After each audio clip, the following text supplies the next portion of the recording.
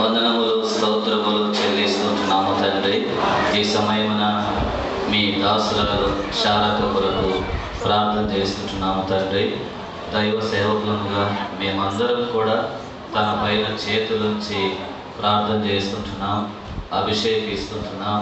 నీ పని కొరకు ప్రత్యేకపరచుమని ప్రభా, బలపరచుమని స్టెఫనుకు ఇవ్వబడినటువంటి ప్రభా ఆ వరాలు అవన్నీ కూడా తనలోనికి వచ్చినట్లుగా సహాయం చేయమని ప్రార్థన చేస్తున్నాం.